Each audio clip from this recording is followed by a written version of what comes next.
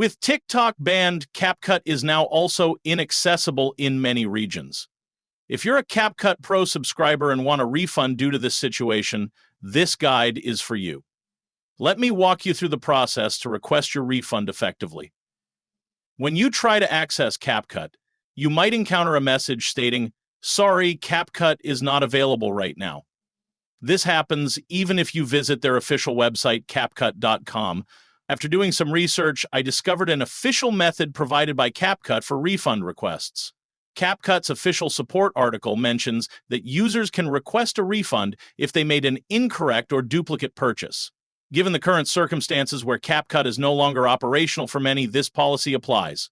To request your refund, email CapCut's support team using the email address provided in their documentation. In your email, briefly explain that CapCut is now inaccessible in your region due to the TikTok ban and that you'd like a refund for your subscription.